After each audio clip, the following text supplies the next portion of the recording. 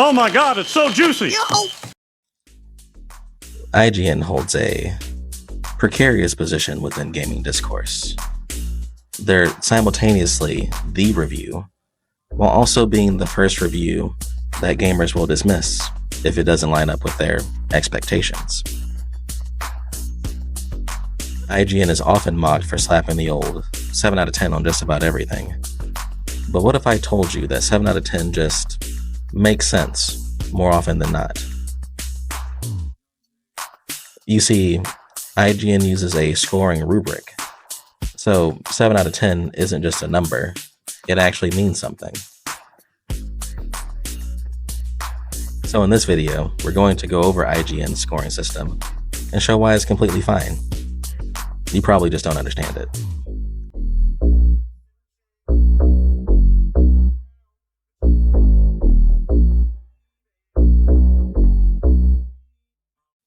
All of this is just on their website, by the way. So you have access to this information. Knowledge is power. Go seek that shit. Let's start by familiarizing ourselves with IGN's stated purpose that drives their review process. This is on their website. I'm not going to read it to you. Read it yourself. But the main takeaways that I got from it are: 1. Their goal is to inform you so that you can make a decision on whether or not to spend your time or money. 2. Their reviews are meant to be the beginning of a conversation, not the end. And 3. The scores aren't just random numbers, they are pointing at their rubric. So, in my opinion, any conversation about the scores that are being had in absence of knowledge of the rubric are moot. Okay, now that we have that groundwork laid, let's talk about the rubric. In the interest of brevity, I think it makes the most sense to break down the rubric in sections. We're going to start with the low scores, 6 through 1, that are rarely seen in the AAA space. And then we're going to go from the top down, 10 through 7, with an emphasis on that infamous number 7. We're starting with number 6 because it's actually a pretty important number on the scale. There's a lot of nuance in the number 6, because it appears to be the fine line between a game that you should probably play and a game that you probably shouldn't. According to IGN's rubric, there's a good game in there somewhere. You just have to be willing to overlook some significant drawbacks. Think the original release of Destiny or Anthem. Anthem's flying, top tier. Destiny's gunplay, top tier. You just have to be willing to overlook the undercooked story, or the fact that it's a live service game and is therefore incomplete by default. You can have a lot of fun with a 6 out of 10 if it suits your niche. A hardcore Sonic fan will probably enjoy a 6 out of 10 Sonic game. Next comes number 5 with the tagline of mediocre. Imagine Destiny, but instead of having incredible gunplay, the gunplay is just okay. At that point, you wouldn't have a bad game, but as IGN puts it, you shouldn't spend your time on it unless you have nothing better to do.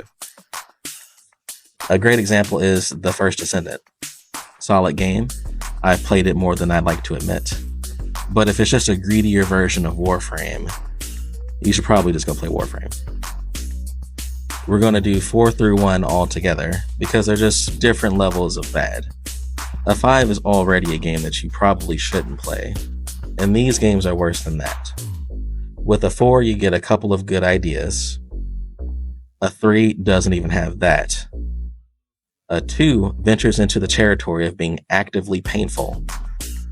A 1 kind of subverts the narrative a bit, because those games are just as bad as a 2, but they tend to straight up break before they can be fully suffered through. So it's actually kind of a positive. Okay, let's head back to the top of the scale.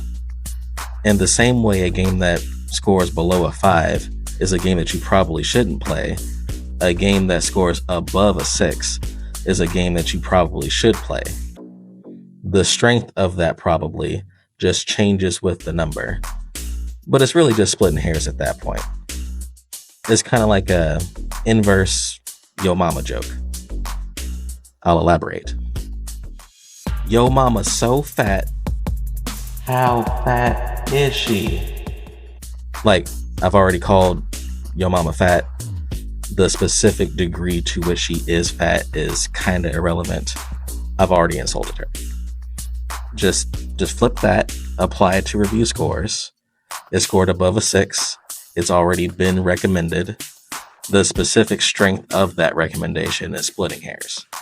Did that make any sense? Am I a maniac? Anyways, let's break down the scores. 9 and 10 are basically identical, with a 9 being an amazing title that they highly recommend, and a 10 being the same thing but with the extra quality of raising the bar in some way. An 8 out of 10 is still a great game. There are just some notable downsides that are easy to look past. And last but not least, we have number 7, the good game. Could it be better? Yes, but it's not bad. It's like being a C student in med school, or being a bench player in the NBA. You're average among the elite. It's not exactly the same as being average among the general population. I think that's why we see a lot of 7s on IGN. IGN is mostly reviewing noteworthy games, and it's just rare for a fully funded and complete game to do enough things wrong to warrant getting less than a 7 on their scale. To wrap up, these review scores aren't a measure of will you like it, they're a measure of should you try it, is it worth your time? And the content of the review contains information about why that may or may not be the case. It's still up to you to go through the information and see whether or not the pluses and minuses apply to you directly. And I personally don't think the differences between a 7, an 8, a 9, or a 10 outweigh one's personal preferences. For example, if we ever finally get a Star Wars action RPG where you play as a Jedi, even if IGN gives it a 7, I'm squealing like a pig and buying it day one. Frankly, I'm getting upset just thinking about it because it should have happened already. Conversely, if IGN gives a game a 9, but you don't like turn-based games with Dark Souls cuck mechanics, or playing as a French guy, probably not going to be the game for you. Honestly, I think IGN could condense their scale down to 3 points instead of 10. Recommend, don't recommend, wait for sale. It would force people to actually read the reviews instead of just going straight to the scores. But I'm sure that watching people argue over the numbers is more entertaining for them. That's all I have for today. List your favorite 7 out of 10 game in the comments below. Like, even if IGN didn't give it a 7, if you think it's a 7, put it down there. Like and subscribe, please. Thanks for watching.